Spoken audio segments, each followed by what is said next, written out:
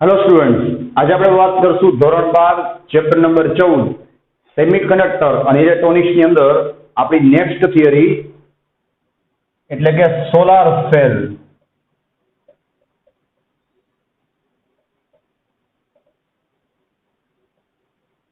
એ પહેલા આપણે last લેક્ચરનું revision કરી લઈએ તો અત્યારે આપણે લોકો ઓપ્ટો ઇલેક્ટ્રોનિક જે ડિવાઇસીસ છે, ઓપ્ટો ઇલેક્ટ્રોનિક કોને કહેવાય? જે પ્રકાશ ઉપર કામ કરે અથવા તો પ્રકાશને લગતી જે બધી રચનાઓ છે ડિવાઇસીસ, એની અંદર આપણે છેલ્લી એટલે કે ત્રીજી ડિવાઇસ ભણવા જઈ રહ્યા છીએ એટલે કે સોલાર સેલ। અત્યાર લગી આપણે લોકોએ ફોટો ડાયોડ, એ પછી એલઈડી પૂરું કર્યું લાસ્ટ વિડીયોમાં, અને ત્રીજું બાકી છે સોલાર સેલ। તો આપણે એલઈડી ની વાત કરી ફટાફટ। તો એલઈડી નું ફૂલ ફોર્મ શું હતું? Light emitting diode.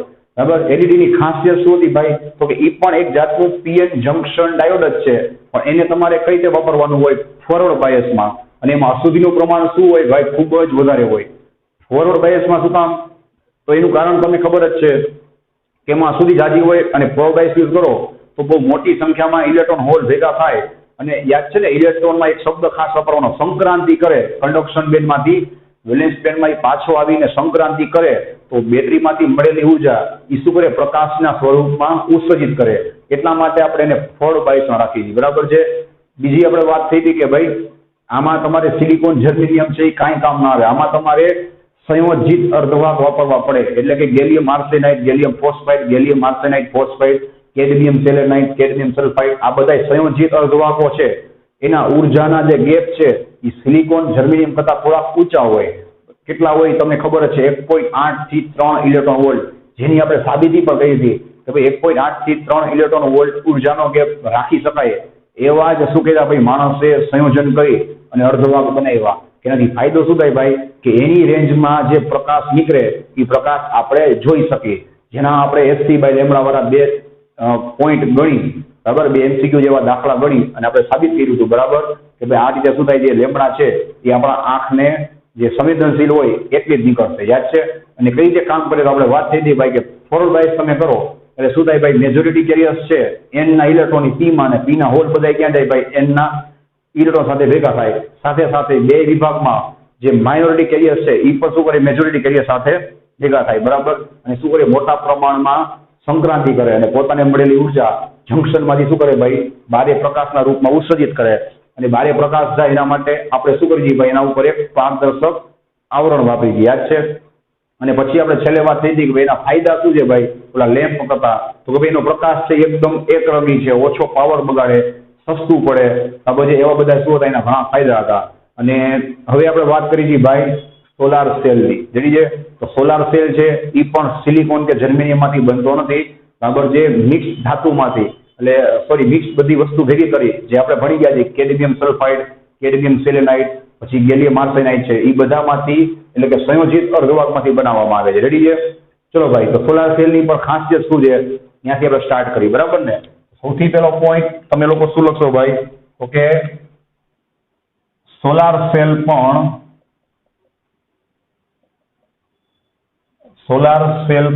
વિશિષ્ટ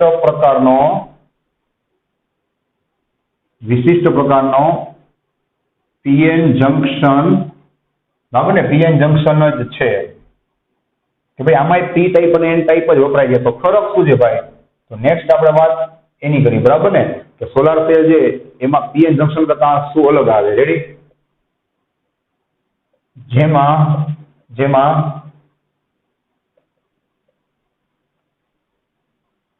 સંયોજિત અર્ધવાહકો વાપરવામાં આવે છે, બરાબર ને ભાઈ? આમાં સિલિકોન કે જર્મેનિયમ ચાલે નહીં, એટલે કે મૂળભૂત અર્ધવાહક નો ચાલે, બરાબર? નેક્સ્ટ આની ખાસિયત શું છે ભાઈ? તો આની અંદર કોઈ પણ જાતની બેટરી, આના પહેલા આપણે એ પોઈન્ટ લખી નાખી ભાઈ કે સોલાર સેલનું વર્કિંગ, સોલાર સેલનું કાર્ય એ અહીંયા યાદ રાખજો, એક મોસ્ટ ટાઈપ એમસીક્યુ બનશે, બરાબર? ફોટો ડાયોડ જેવું જ છે, ફોટો ડાયોડ જેવું જ છે, પણ સોલાર સેલમાં બેટરી એટલે કે આપણે એને કહી શકીએ આપણા ચેપ્ટરની ભાષામાં બાયસિંગ એટલે શું થાય? બેટરી જોડવી, એક્સ્ટ્રા સપ્લાય સાથે જોડવું, બરાબર. બેટરીની જરૂર પડતી નથી. યાદ રાખજો, મોસ્ટ ટાઈમલી પોઈન્ટ છે. તમને છેતરવા માટે એમ પૂછે કે સોલાર સેલમાં કેવું બાયસ કરવામાં આવે. ઘણા કે ફોર બાયસ કરવામાં આવે, ઘણા કે રિવર્સ બાયસ કરવામાં આવે. તો મારો ભાઈ એકય બાયસિંગ ન કરવાનું હોય, બરાબર. શું કામ?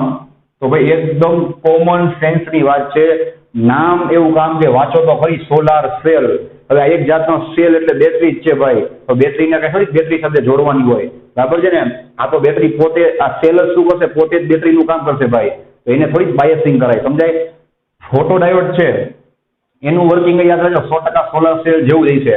પણ એમાં આપણે બેટરીને જોડતા, અને કઈ રીતે જોડતા ભાઈ? તો હમણાં આપણે રિવિઝન કર્યું રિવર્સ બાયસમાં, યાદ છે? તો એ શું થાય? ફોટો ડાયોડ છે, એના ઉપર પ્રકાશ પડે તો કામ કરે, બરાબર ને? તો એ ખાસ ધ્યાન રાખજો. ચલો ભાઈ, નેક્સ્ટ પોઈન્ટ શું લખશું? કે સોલાર સેલ શું કરે છે, જેનું વર્કિંગ આપણને ખબર જ છે. પેલા લેક્ચરમાં જ આપણે સમજાવ્યું હતું કે પ્રકાશ ઉર્જાને શું કરે ભાઈ? વિદ્યુતમાં રૂપાંતર કરે. તો નેક્સ્ટ પોઈન્ટ શું લખશું ભાઈ? તો કે સોલાર સેલ પ્રકાશ ઉર્જાને, તો બુકમાં ચોખ્ખું લખ્યું છે ભાઈ કે પ્રકાશ રો ફરજિયાત નથી, ભલે આમાં સોલાર લખ્યું છે. સોલાર એટલે સૂર્ય ઉર્જા, બરાબર. તો આપણે કાઉન્સમાં શું લખી દઈએ ભાઈ? મેં તો તમને પહેલા કીધું જ હતું, બરાબર, કે વિદ્યુત ચુંબકીય ઉર્જા ગમે ઈ ચાલે, સમજાય? વિદ્યુત ચુંબકીય ઉર્જા ગમે ઈ ચાલે. તો સોલાર સેલ નું કામ શું છે? પ્રકાશ ઉર્જા અથવા તો વિદ્યુત ચુંબકીય ઉર્જા હોય. વિદ્યુત ચુંબકીય ઉર્જામાં કઈ કઈ આવે? ઇન્ફ્રારેડ આવે, માઇક્રોવેવ આવે, એક્સરે આવે, અલ્ટ્રાવાયોલેટ આવે, બરાબર. સોલાર સેલ પ્રકાશ ઉર્જાને, બરાબર ને, ઈએમએફ માં શું કરે છે ભાઈ? રૂપાંતર કરે છે. ચોખ્ખું લખ્યું છે. ઈએમએફ માં રૂપાંતર મતલબ ઈએમએફ એટલે શું થયું? એક જાતનું બેટરી જ બની ગઈ. તો આપણે એ તો કરવાનું છે ભાઈ, સેલ તો બનાવવાનો છે કે આ શું કરશે? વિદ્યુત ઉર્જાને સાચવી રાખશે. ફોટો ડાયોડ છે, એમાં શું થતું ભાઈ? પ્રકાશને પારખતો, બરાબર છે. અને આમાં શું થશે ભાઈ? ઈએમએફ ને સાચવી રાખશે. પછી તમે એની સાથે કોઈને જોડો તો શું કરે? પોતાની ઉર્જા એને આપી, બરાબર. અને એને શું કરે? ચાલુ કરે. મતલબ કે લેમ્પ છે, નાનો પંખો છે, બરાબર, એની સાથે તમે જોડો તો શું કરે? સોલાર સેલ એને ઉર્જા આપે. કેલ્ક્યુલેટર છે, ઘણી બધી વસ્તુમાં યુઝ થાય છે, જે આપણે છેલ્લે વાત કરશું. ખબર પડી ગઈ ભાઈ? એ શું કરે છે ભાઈ? ઈએમએફમાં રૂપાંતર કરે છે. કોને? પ્રકાશને અથવા તો બીજી કોઈ પણ ઉર્જાને, બરાબર ને? તો આપણે હમણાં વાત કરી એ પ્રમાણે જ કહેવાનું ભાઈ કે પ્રકાશ હો, શોર્ટમાં લખી દઈએ, બરાબર, બુકમાં ટીક કરી લેજો. પ્રકાશ હોવો જરૂરી નથી, બીજો કોઈ પણ તરંગ, બરાબર ને? બીજો કોઈ પણ તરંગ જેની ઉર્જા કેટલી હોવી જોઈએ ભાઈ? તો કે અર્ધવાહકની, બરાબર ને, બેન્ડ ગેપ ઉર્જા, જેને આપણે કહીએ, યાદ છે ભાઈ? ઈજી, એનર્જી ગેપ કરતા, બરાબર, બીજો કોઈ પણ તરંગ જેની ઉર્જા અર્ધવાહકની બેન્ડ ગેપ ઉર્જા કરતા વધારે હોય તે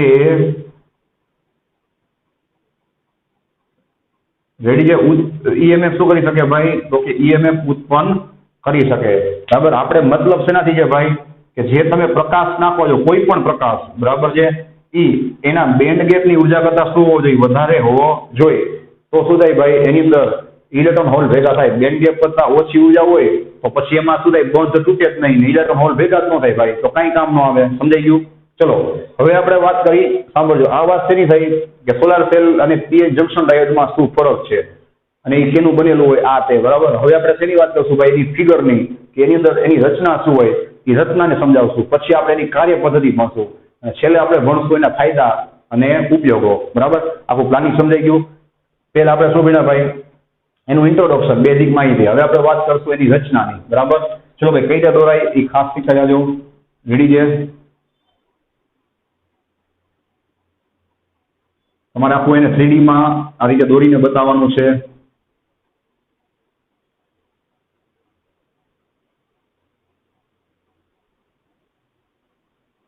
ચલો ભાઈ, આમાં કઈ રીતે લેયર આવે, એક એક વસ્તુ સમજતા જાજો, બરાબર.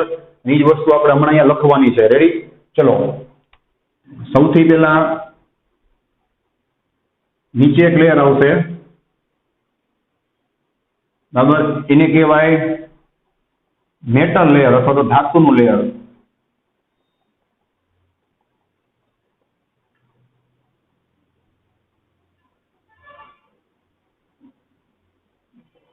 બરાબર ભાઈ, ધાતુનું જોડાણ અથવા એને કહેવાય મેટલ કોન્ટેક્ટ. શું કામ? તો કોમન સેન્સ છે ભાઈ, અહીંયા જે ઈએમએફ ઉત્પન્ન થશે, ખબર ને ભાઈ, અહીંયા જે ઈએમએફ ઉત્પન્ન થશે એના બે છેડા હોય કે ન હોય, પોઝિટિવ અને નેગેટિવ. તો એમાંથી તમારે બે છેડા એટલે કે કનેક્શન એટલે કે જોડાણ બહાર કાઢવા પડે કે નહીં? એટલે એ તમારે શેના રાખવા પડે? ધાતુના. કાં તો કે ધાતુના હોય તો એમાં શું થાય, ઇલેક્ટ્રોન આસાનીથી નીકળી અને પછી એને તમે જેની સાથે જોડો એને શું કરી પોતાની ઉર્જા આપે. તમે અહીંયા બીજું મટીરિયલ આપો તો આપણને કાંઈ વાંધો નથી, પણ થાય શું ભાઈ કે આમાં જે ઈએમએફ ઉત્પન્ન થાય એની મોટા ભાગની ઉર્જા આમાં જ લોસ થઈ જાય. ધાતુના કોન્ટેક્ટ હોય તો બરાબર એમાં શું થાય, ઉર્જાનો બગાડ ઓછો થાય. સમજાય કે સૌથી નીચેનું લેયર શું હશે ભાઈ? ધાતુનું જોડાણ. પછી તમારે જોડવાનું, જોડા જાજો ભાઈ, પછી તમારે જોડવાનું નીચેના ભાગે પી ટાઈપ. બરાબર છે, અહીંયા કયું હશે? પી ટાઈપ હશે. યાદ રાખજો, ઉપરની તરફ હશે એન ટાઈપ, જ્યાં શું આવશે ભાઈ? એના ઉપર પ્રકાશ દાખલ થશે. હવે ખાસ ધ્યાન રાખજો ભાઈ, અહીંયા આ રીતે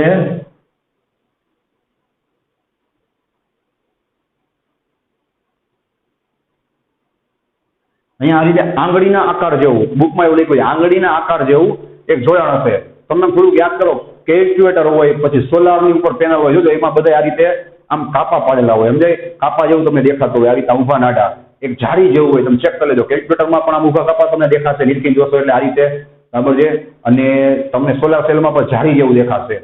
તો આને તમે શું કહી શકો? આંગળીના આકારનું જોડાણ. બરાબર ભાઈ, આંગળી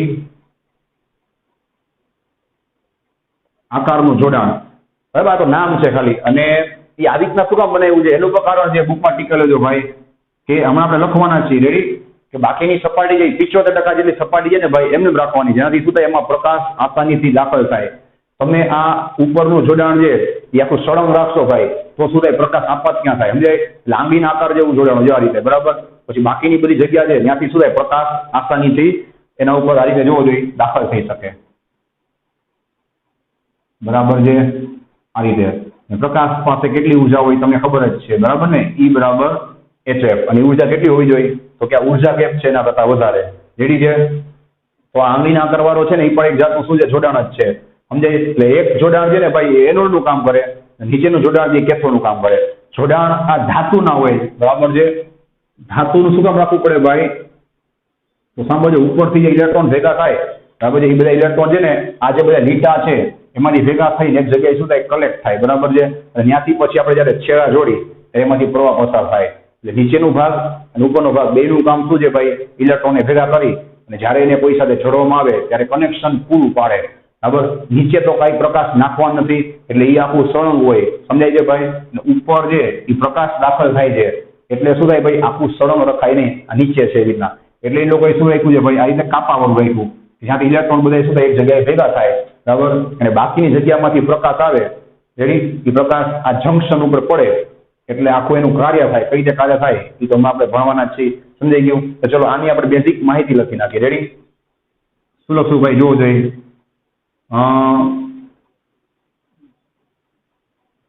પી ટાઈપ અને એન ટાઈપનો વિસ્તાર મોટો રાખવામાં આવે છે. ચલો આપણે શું થઈ ગયો, તફાવત થઈ ગયો, વિસ્તાર મોટો રાખવામાં આવે છે. શું કામ?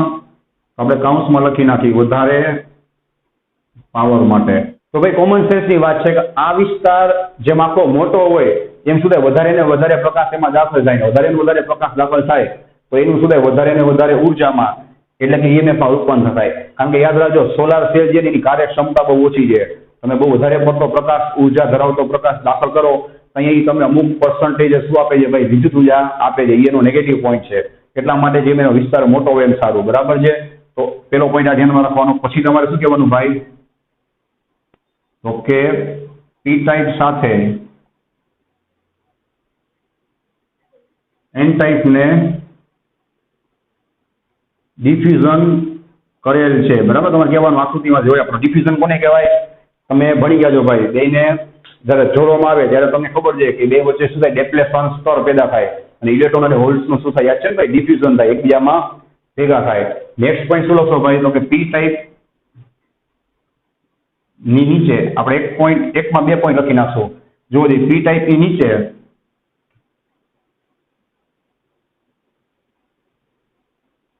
એક ધાતુનું બરાબર ને જોડાણ હોય છે અને એન ટાઈપ ની ઉપર બરાબર ને આંગળી આકારમાં ધાતુનું જોડાણ હોય છે બરાબર, જેથી આપણે એનું કારણ લખી નાખીએ બરાબર ને, વધુમાં વધુ પ્રકાશ જંકશન પર દાખલ રેડી કે જંકશન પર શું થાય વધુ વધુ પ્રકાશ દાખલ થઈ શકે રેડી. તો ચલો ભાઈ આ થઈ ગયું એનું આખી રચના બરાબર છે.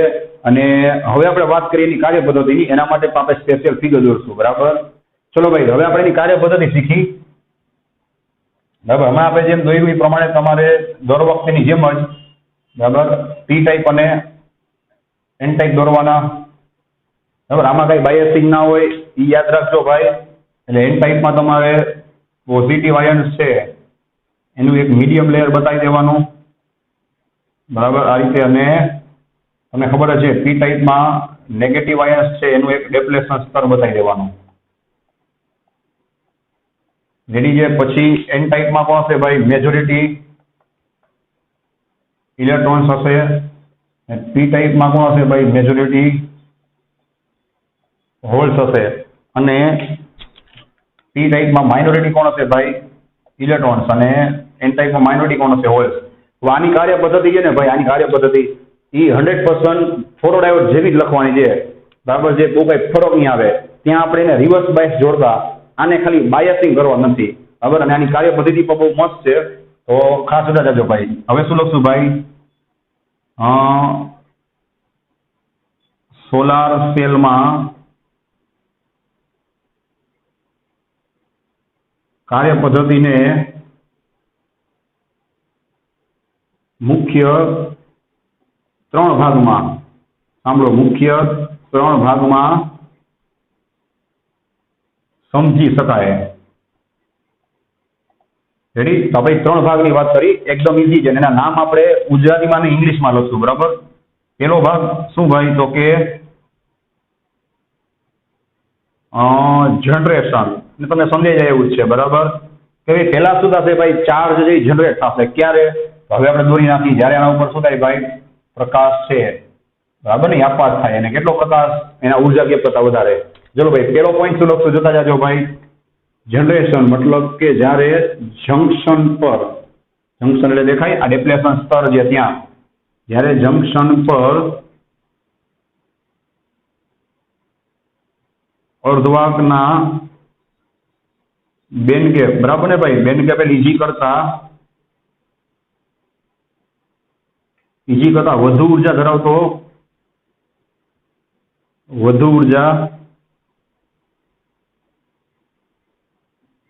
ધરાવતો પ્રકાશ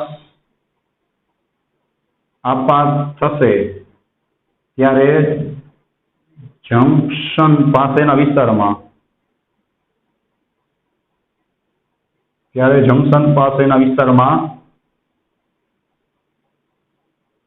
ઇલેક્ટ્રોન અને હોલ્સ ઉત્પન્ન થશે. ખાસ ધ્યાન આપજો ભાઈ બરાબર ને. જેવો પ્રકાશ આપાત થાય શરત શું છે ભાઈ, તેની ઉર્જા બેન્ડ ગેપ કરતા વધારે હોવી જોઈએ તો એ કામ કરે. બાકી શું કરે ભાઈ, જે ઓલા ધાતુના બોન્ડ આની અંદર બોન્ડ છે અર્ધવાહકના બરાબર, અર્ધવાહકના બોન્ડ નહીં તોડી શકે નહીં. અને આ પ્રકાશ આપાત થાય એટલે જંકશનની આજુબાજુ બેન્ડ ગેપ કરતા વધારે ઉર્જા હોય એટલે બેન્ડ ગેપનો મતલબ શું છે ભાઈ, કે ઓલા બોન્ડને તોડી શકે એટલી ઉર્જા. એટલે બંધને શું કરી નાખે, તોડી નાખે. બંધ તૂટે એટલે ઇલેક્ટ્રોન અને હોલ પેદા થાય. હવે થોડીક બુદ્ધિ ચલાવજો ભાઈ. આમાં આપણે બેટરી તો જોડતા નથી કે ભાઈ ઇલેક્ટ્રોન છે એ ક્યાં જાય, પ્લસ બાજુ જાય, હોલ છે એ બધા માઇનસ બાજુ જાય. થોડીક બુદ્ધિ ચલાવજો. અહીંયા કે બેટરી તો આપણે જોડવાની છે નહીં બરાબર. હવે નેક્સ્ટ પોઈન્ટ શું લખશું ભાઈ, ખાસ ધ્યાન રાખજો. નેક્સ્ટ પોઈન્ટ આપણે લખશું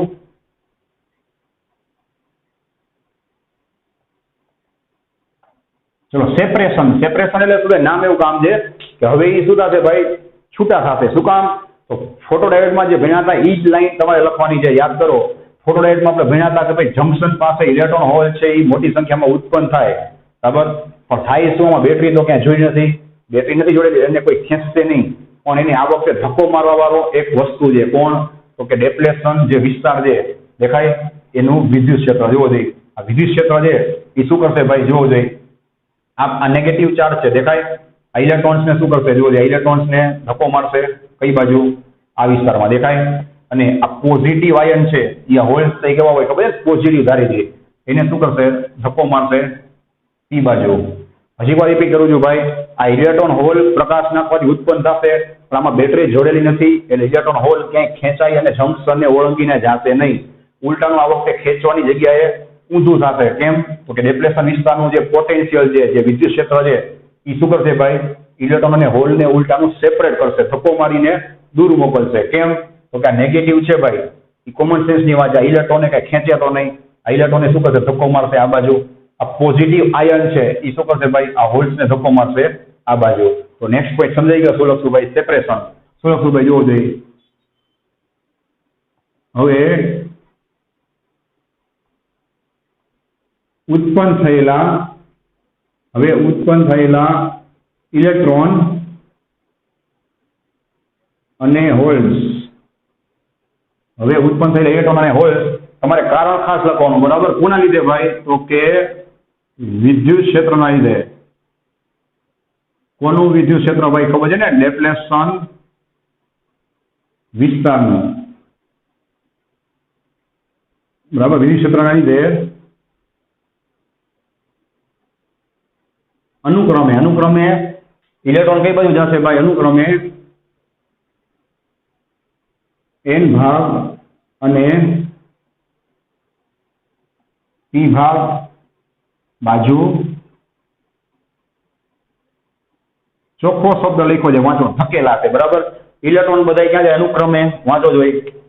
ઇલેક્ટ્રોન બધા અનુક્રમે ક્યાં જાય? એન માં. અને હોલ્સ બધા આપણે વાત એ પ્રમાણે અનુક્રમે ક્યાં જાય ભાઈ? ધક્કો લાગીને સી માં જાય. આ ઇલેક્ટ્રોન નેગેટિવ આયન ધક્કો મારશે આ બાજુ, અને આ હોલ્સ છે એને પોઝિટિવ આયન ધક્કો મારશે આ બાજુ.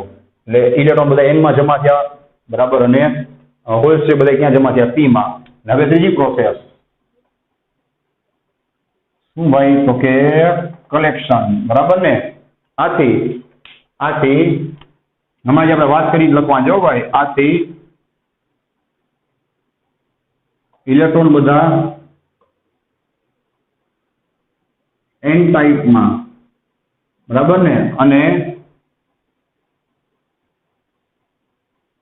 હોલ્સ બધા પી ટાઈપમાં જમા થશે, બરાબર. હાઇલાઇટ કર્યું છે ભાઈ, વાંચ લેજો.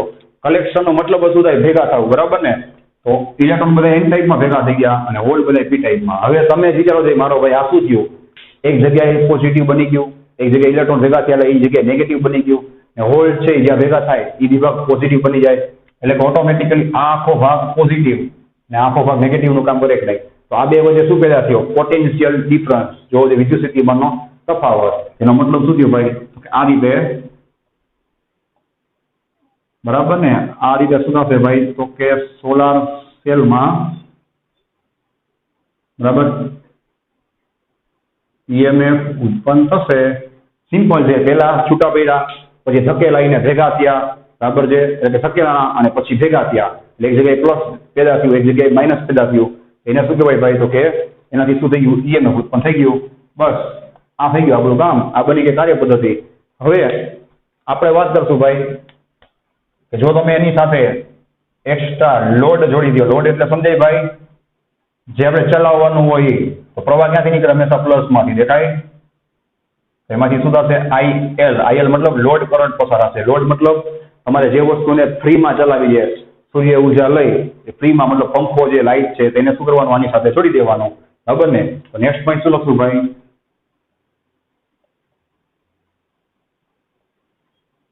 બરાબર. આ સેલને લોડ અવરોધ સાથે જોડતા તેમાંથી વિદ્યુત પ્રવાહ પસાર થશે. હવે વિદ્યુત પ્રવાહનું નામ લીધું છે તો આપણે આલેખ દોરવો પડે કે નહીં? બરાબર ભાઈ, આલેખ દોરવો પડે કે નહીં? હવે આપણે આલેખની વાત કરી, ચલો જોવો જઈએ. અહીંયા તમને ખબર છે શું હશે? વી. અહીંયા શું હશે ભાઈ? આઈ. હવે બુકમાં ખાસ ટીક કરી લેજો, ચોખ્ખું લખ્યું છે કે આ ગ્રાફ છે ચોથા ચરણમાં શું કામ છે? એનું કારણ છે કે અહીંયા જે આપણો સોલાર સેલ છે, આપણો પીએન જંકશન છે, એ પ્રવાહ લેતો નથી, પ્રવાહ સામે આપે છે. એટલે આપણે એને શું કરી દઈએ ભાઈ? ચોથા ચરણમાં બતાવી દઈએ. અહીંયા પ્રવાહ આપણે એને સામે ઉલટાનો જે લોડ છે ભાઈ, લોડ વસ્તુ છે, વસ્તુને પ્રવાહ સામે આપણે આપી દઈએ, લેતા નથી. બરાબર? અહીંયા જો તમારી બુકમાં લખેલું હશે વી ઓફ ઓસી, સાંભળજો, એકદમ easy. Open circuit. Open circuit મતલબ હમણાં મેં પેલા ખાલી ફિગર દોરી હતી, લોડ તો મેં હમણાં દોર્યો ને ભાઈ, તો એ શું કહેવાય? ઓપન સર્કિટ કહેવાય, કોઈ સાથે જોડેલું નથી. ઓપન સર્કિટમાં શું હોય? એની પાસે પૂરેપૂરા વોલ્ટેજ હોય જ નહીં. પછી જેવો તમે એને લોડ સાથે જોડો એટલે ધીમે ધીમે શું થાય ભાઈ? આ ઈએમએફ છે એ શું થતો જાય ભાઈ? ઘટતો જાય, અને એમાં કરંટ શું થતો જાય? વધતો જાય. તો અહીંયા શું લખ્યું છે જોવો જોઈએ તમારી બુકમાં? આઈ ઓફ એસસી. એસસી મતલબ શોર્ટ સર્કિટ કરંટ, કે ભાઈ શોર્ટ સર્કિટ મતલબ કે એને આપણે શું કર્યું ભાઈ? લોડ સાથે શોર્ટ કરી નાખ્યો, શોર્ટ સર્કિટ કર્યો. તો ધીમે ધીમે શું થયું? સમજી ગયા ને ભાઈ? વોલ્ટેજ જોયું ઘટતા ગયા, અને કરંટ શું થતો ગયો ભાઈ? વધતો ગયો. એટલે કે સોલાર સેલ શું થાય? ધીમે ધીમે ડિસ્ચાર્જ થાય. પછી ઉપરથી લાઈટ આવતી હોય એટલે ભાઈ ચાર્જ ક્યાં રાખે? બરાબર, ડિસ્ચાર્જ થાય. આ રીતે પ્રોસેસ ચાલુ રહે. રેડી? તો આ શું થઈ ગયો ભાઈ એનો ગ્રાફ. હવે આપણે વાત કરીએ મટીરિયલની. અમુક મટીરિયલ છે એ તમારી બુકમાં લખ્યા છે, બરાબર? ગેલિયમ આર્સેનાઇડ, પછી કેડમિયમ સલ્ફાઇડ છે, ને બીજા જે છે એ તમે બુકમાં ખાસ ટીક કરી લેજો, બરાબર? પછી આપણે ઉર્જા બેન્ડની વાત કરી, બરાબર? કે એવા પદાર્થ સિલેક્ટ કરવાના, સાંભળો, કે જેનો એનર્જી ગેપ છે ને એ 1.8 ઇલેક્ટ્રોન વોલ્ટની આજુબાજુ હોય. 1.8 શું કામ? એ આપણે ફોટોલાઇટમાં ભણી ગયા કે તો શું થાય ભાઈ? આના ઉપર પ્રકાશ પડે, બરાબર? એ શું થાય? પ્રકાશની કંઈક અસર આપણને દેખાય, બરાબર છે? ચલો હવે આપણે વાત કરીએ ફાયદાની, અથવા તો સોલાર સેલ બનાવવા માટે ઉપયોગમાં લેતા મુદ્દાઓ, એવું કંઈક લખ્યું છે, બરાબર? એટલે આપણે એ વાત કરી લઈએ કે ચલો ભાઈ, આપણે સોલાર સેલ વખતે ધ્યાનમાં રાખવાની બાબતો, એ કઈ બાબત છે જે ધ્યાનમાં રાખવી પડે ભાઈ? તો કે એક તો બેન્ડ ગેપ ઉર્જાનું ધ્યાનમાં રાખવાનું. જેવું ભાઈ લખ્યું છે કે ભાઈ બેન્ડ ગેપ ઉર્જા હોય, બરાબર, એના કરતા વધારે પ્રકાશ એના ઉપર આપવા થવો જોઈએ, બરાબર છે? પછી ખાસ જણાવજો ભાઈ, પ્રકાશ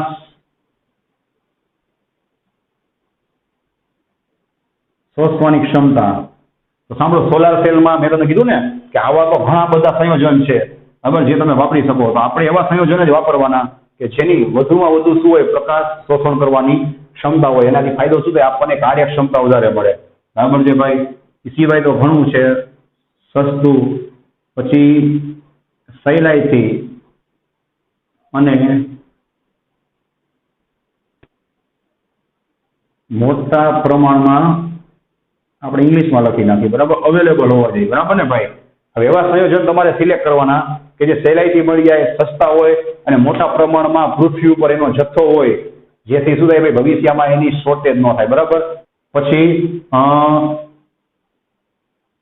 એનું જે મટીરિયલ છે ભાઈ, એની વિદ્યુત વાહકતા જેમ થાય એમ વધારે હોય તો સારું, બરાબર ને ભાઈ? વિદ્યુત વાહકતા વધારે હોય તો ફાયદો શું થાય ભાઈ? કે એમાં જે ઇલેક્ટ્રોન એક તો માનમાં આપણે ઈએમએફ ભેગો કર્યો હોય, તમારી જાણ ખાતર આમાં ઈએમએફ તો કેવો હોય? સાવ ઓછો ભેગો થતો હોય. એમાં તમે વિદ્યુત વાહકતા ઓછી રાખો તો પછી મોટા ભાગની ઉર્જા તો એમાં શું થઈ જાય? લોસ થઈ જાય. આપણે લોડને તો કંઈ મળે નહીં, સમજાય? તો આ બધા મુદ્દા ધ્યાનમાં રાખવાના જ્યારે સોલાર સેલ બનાવો ત્યારે. રેડી? હવે આપણે એના ઉપયોગની વાત કરી.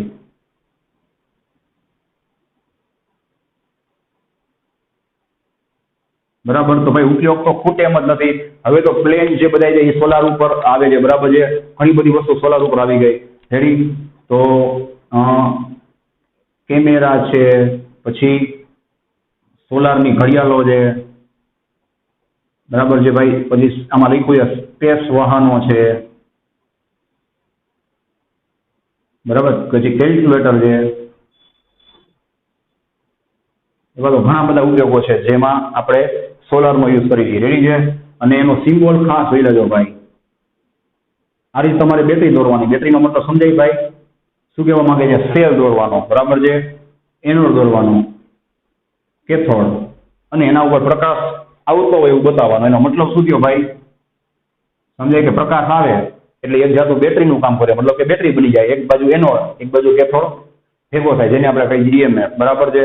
આ થઈ ગયા એના સિમ્બોલની વાત. અને હજી એક આપણે વાત કરી તો સોલાર પેનલ. સોલાર પેનલ કોને કહેવાય? આની વ્યાખ્યા બોલું છું, બરાબર? આપણે લખશું નહીં. હવે બધાને ખબર જ હોય ભાઈ, આપણે કહેવાનું કે ભાઈ આવો એક સોલાર સેલ બનાવવામાં આવે તો એના જે વોલ્ટેજ હોય ને એ લગભગ 0.5 થી લઈને 1.5 વોલ્ટ તો માંડ હોય, બહુ જ ઓછા વોલ્ટ હોય. આપણે 1 વોલ્ટ સમજી ચલો મનમાં, તો એકાદો વોલ્ટ તો એક નાનો સેલ માંડ ઉત્પન્ન કરે, બરાબર. તો તમારે બહુ મોટી સંખ્યામાં વોલ્ટેજ જોતા હોય તો તમારે કહેવાનું કે આવા ઘણા બધા સોલાર સેલને સાંભળજો શ્રેણી અને સમાંતરમાં જોડવામાં આવે તો બનતી પેનલને શું કહેવાય? સોલાર પેનલ કહેવાય, બરાબર. ઘણા બધા સોલાર સેલને શ્રેણી અને સમાંતરમાં જોડી મોટા પ્રમાણમાં વોલ્ટેજ અને પ્રવાહ મેળવવામાં આવે તો બનતી પેનલને શું કહેવાય? સોલાર પેનલ કહેવાય. રેડી? તો ચલો ભાઈ, નેક્સ્ટ વિડીયોની અંદર આને આપણે વર્ડ ટુ વર્ડ રિવાઇઝ કરી અને પછી આગળ વધશું. અહીંયા તમારી પ્રકાશને લગતી ડિવાઇસીસ એટલે કે ઓપ્ટો ઇલેક્ટ્રોનિક ડિવાઇસીસ બધી પૂરી, બરાબર. સો thanks for watching this video. Take care of yourself and C you soon in the next lecture.